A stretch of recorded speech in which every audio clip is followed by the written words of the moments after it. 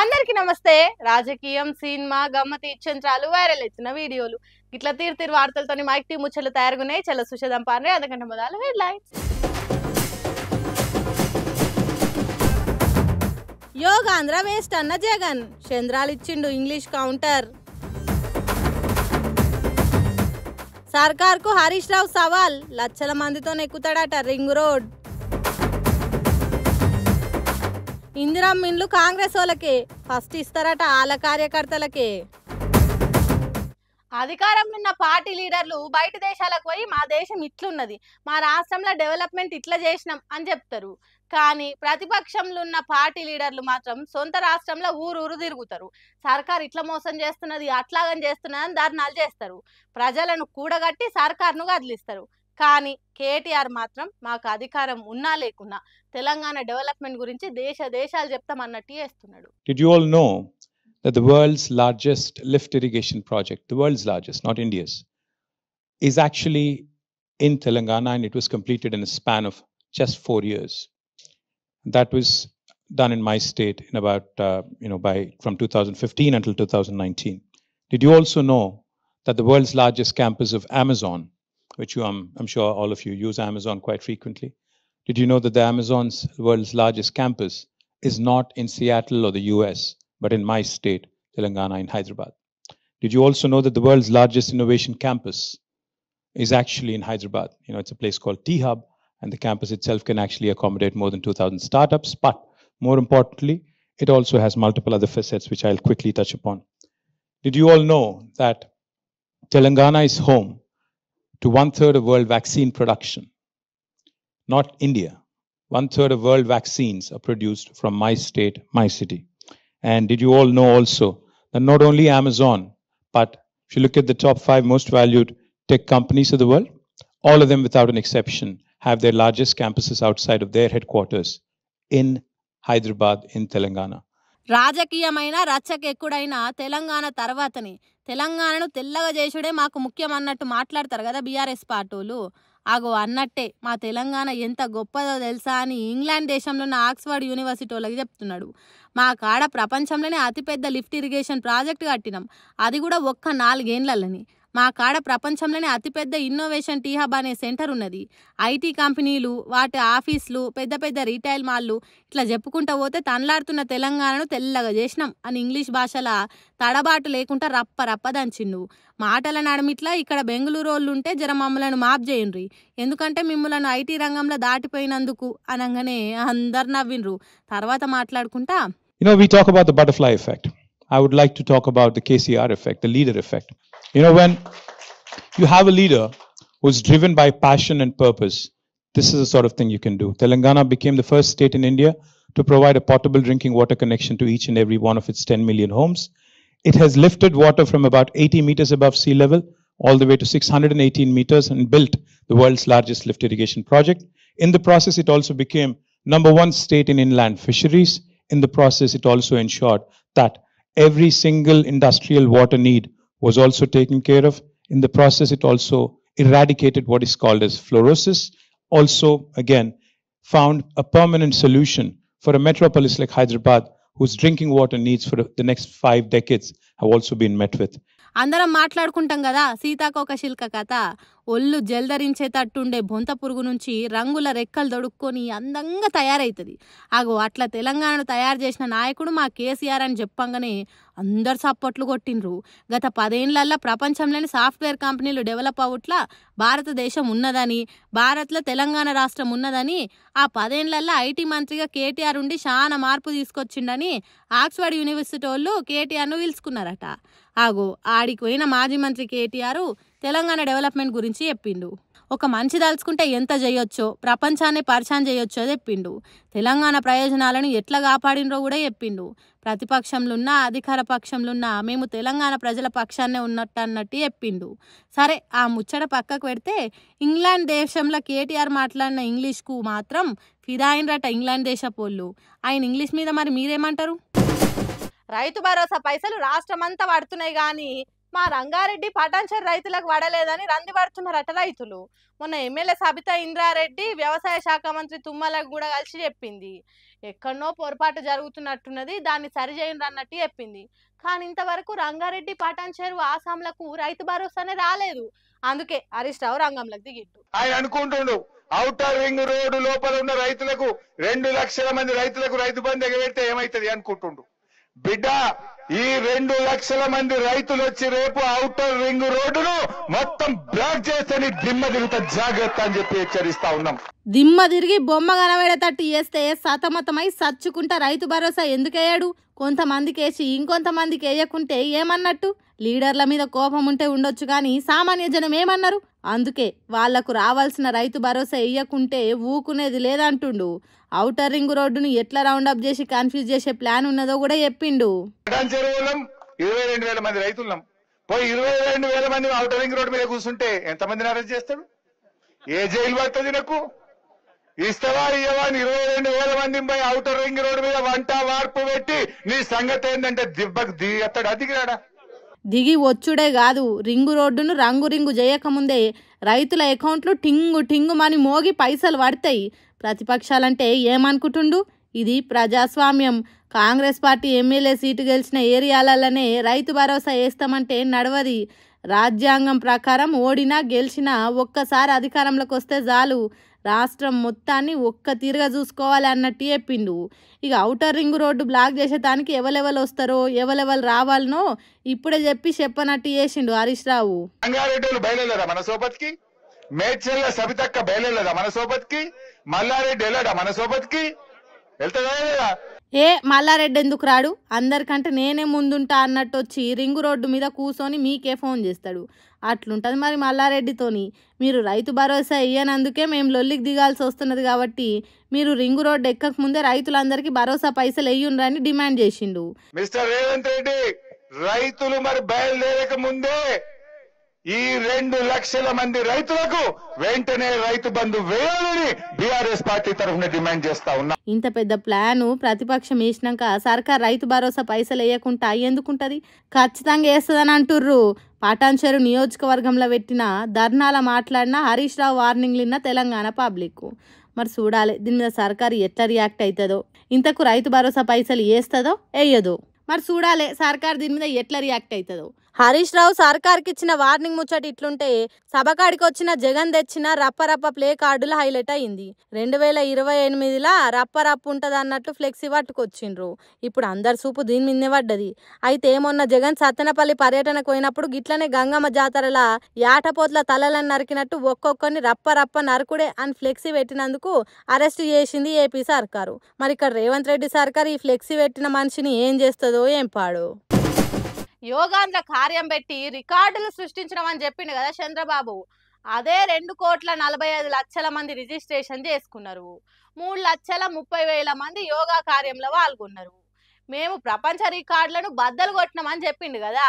ఆగో ఆ రికార్డులతో పాటు ఇంకో కొన్ని రికార్డులు కూడా బద్దలైనాయి మోడీ పాల్గొన్న యోగా కార్యంలా. ఆ ఏంటి చూద్దామా?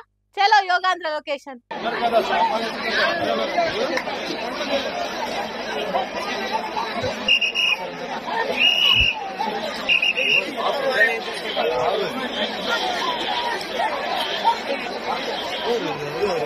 ఆహా, ఏం రికార్డులు.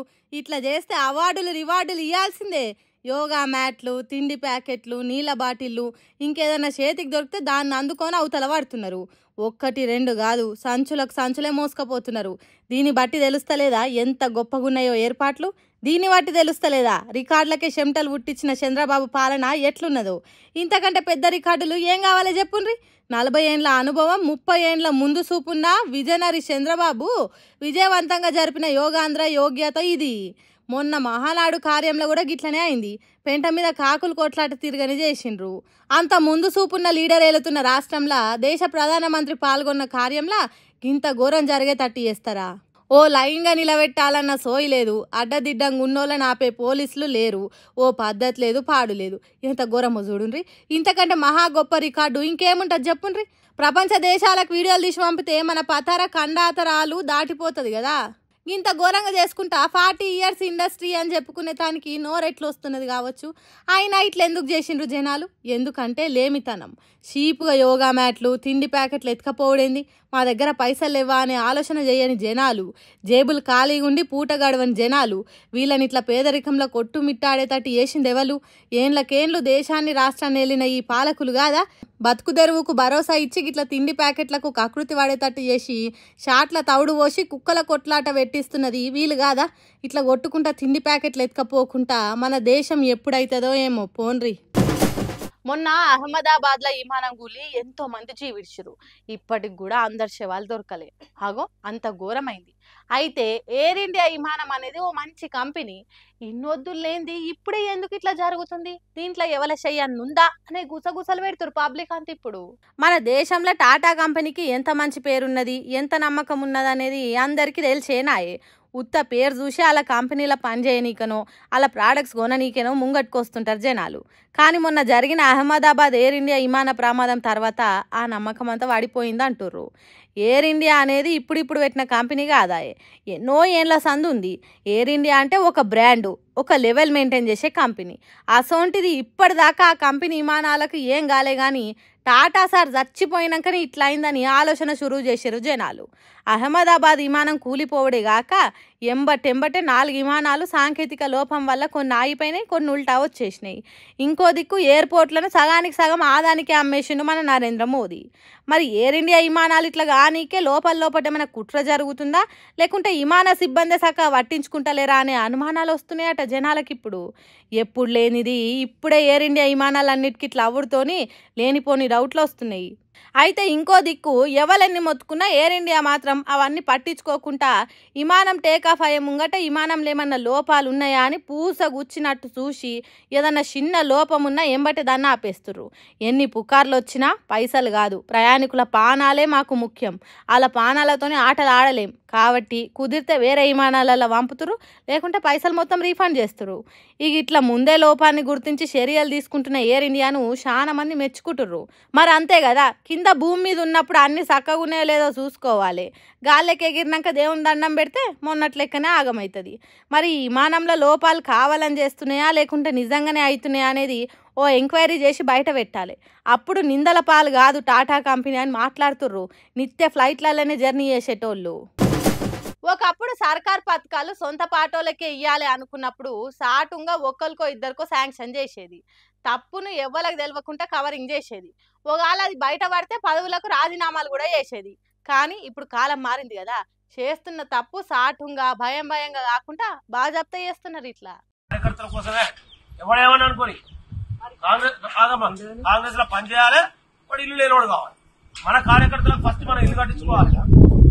ఇంకో కన్న కొడుకు లేక అన్న కొడుకు పెడతాడు బీదోడు. తర్వాత 3వ విడతల ఏం చేస్తామంటే అప్పుడు నిజంగా బీదోడు ఉండడానికి ఎవడన్నా పాపం వాడికి అవసరం, వాడు బీదోడు వాడిని పెడదాం. ఇప్పుడు మాత్రం కాంగ్రెస్ పార్టీ కార్యకర్త అయ్యి ఉండాలి, వాడు బీదోడే.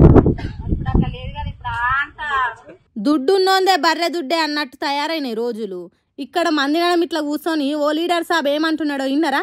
ఎవడేమన్నా అనుకోనియుండ్రి, కాంగ్రెస్ పార్టీలో పని చేయాలి, వాడు ఇల్లు లేనోడై ఉండాలి, అప్పుడే వానికి ఇల్లు వస్తుంది అన్నట్టు ఎట్లా చెప్తున్నారో చూడుండ్రి ఊర్లో పొండ్రి కాంగ్రెస్ లీడర్లు.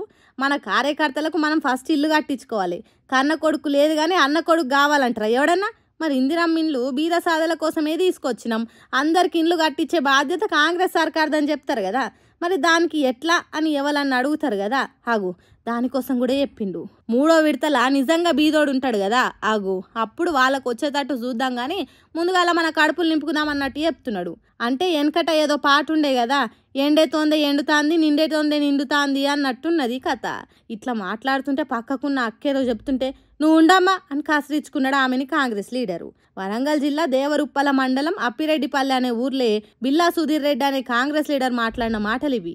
ఈ వీడియోను సోషల్ మీడియాలో తిప్పుకుంటా అక్కడ ఒక్క కాడనే కాదు మా ఊర్లో కూడా ఇట్లనే ఉన్నదని కామెంట్లు పెడుతున్నారట. అంటే పార్టీ అధికారంలోకి వచ్చినప్పుడు వాళ్ళ నాయకులు పదవికి ఎక్కేటప్పుడు చదివిందంతా ఉత్తదే అన్నట్ట. బంధు ప్రీతి, రాగద్వేషాలు, పక్షపాతం లేకుండా పనిచేస్తానని ఇప్పిన మాటలన్నీ అబద్ధాలు అన్నట్టేనా? కింది స్థాయి ఊర్లలో ఉండే లీడర్లే ఇట్లున్నారంటే పైనున్న నాయకులన్న చెప్పాలి కదా. అట్లా చేయొద్దు, బీద సాధలకు ముందు ఇచ్చినాకనే మనం తీసుకోవాలని బుద్ధి చెప్పాలి కదా. కానీ కాంగ్రెస్ కార్యకర్తలకే ముందు ఇండ్లు ఇస్తున్నారు చూడుండ్రి. ఏందో ఏమో పోన్రి. ఏ రాష్ట్రంలోనైనా అధికార పక్షానికి ప్రతిపక్షానికి పచ్చగడ్డేస్తే మండే తట్టుంటది కథ. అయితే ప్రతిపక్షాలకు అధికార పార్టీలు ఎప్పుడు ఏ పనులు దొరుకుతారా అన్నట్టు పిట్టకు పెట్టినట్టు ఎదురు చూస్తారు. అట్లనే ఆంధ్రాలు ఇప్పుడు జగన్ పార్టీకి కూటమి ప్రభుత్వం జుట్టు దొరికింది. దానికి చంద్రాల సార్ కూడా ఉత్తగా ఏం ఊకోలే, గట్టిగా తలిగేటట్టే సమాధానం ఇచ్చిండు. మరి ఏడ ఇళ్లకు పంచాది వచ్చిందో ఓ పార ఆంధ్రాకి ఎట్లానో పోలేం కానీ వార్త చూసి తెలుసుకుందాం పాండ్రి. ఇవాళ విశాఖ బీచ్ కాడ పెట్టిన యోగాంధ్ర కార్యానికి మోడీ సారు, సీన్మోళ్ళు, పెద్ద పెద్దోళ్ళు, కొంతమంది సెలబ్రిటీలు కూడా వచ్చిర్రు. 11వ అంతర్జాతీయ యోగా దినోత్సవాన్ని జోరుగా చేసింది కూటమి సర్కారు. ఎంత జోరుగా అంటే అది గిన్నెస్ రికార్డు కొట్టింది. అయితే ఈ యోగాంధ్ర కోసం కొన్ని కోట్లు ఖర్చు చేసిందట ఆంధ్ర సర్కారు. దీని మీద ప్రతిపక్ష లీడర్ జగన్ ఉత్త ఊకుంటాడా? ఎవ్వరి ఇంట్లో వేసుకునే యోగా కోసం అన్నిగనం పైసలు ఖర్చు చేసుడు అవసరమా? అవే పైసలు జనాలకు అక్కరయ్యే పనుల కోసం వాడొచ్చు కదా అని మాట్లాడిండు. దానికి చంద్రాలు ఊకుంటాడా? తెలుగులో చెప్తే నెత్తికి ఎక్కుతో లేదో అని ఇంగ్లీష్లో మాట్లాడుకుంటా యాపిల్ను ఉల్లిగడ్డతో పోల్చలేం కదా, కంపేర్ చేయడానికి సెన్స్ ఉండాలి. యోగా అనేది గేమ్ చేంజరు, దానికోసం ఖర్చు పెడితే తప్పు లేదు అని దిమ్మదిరిగా కౌంటర్ ఇచ్చిండు. మరి చంద్రాలు అంత గట్టిగా సమాధానం ఇచ్చినాక జగన్ ఊకుంటాడో లేకుంటే మళ్ళీ ఇంట్లో తప్పొప్పులను దోలాడతాడో తెలియదు. కానీ అధికార పార్టీలకు ప్రతిపక్షాలకు ఏ చిన్న దొరికినా కొట్లాడనికే రెడీ ఉంటారు. ఏందో ఏమో ఇలా లొల్లిలు సలగుండా అని మాట్లాడుతురు ఆంధ్ర పబ్లిక్ అంతా. ఇది చూసి వానకాలం మొదలైందంటే అందరు వ్యవసాయం పనులు మొదలు పెడతారు. అట్లనే పోడు వ్యవసాయం చేసుకునే అడవి బిడ్డలు చేను సదును చేస్తుంటారు. కానీ ఫారెస్ట్ డిపార్ట్మెంట్ వాళ్ళు ఊకుంటారా? బలగాలని వేసుకొని ఆదివాసుల మీదకి దాడికి దిగుతారు. ఇది ఎప్పటికీ జరిగేదే. కానీ గీడ చూడుండ్రి, ఫారెస్ట్ భూములు కాపాడుతున్నామనే పేరుతోని పోలీసులు ఎంత ఘోరం చేసిండ్రో.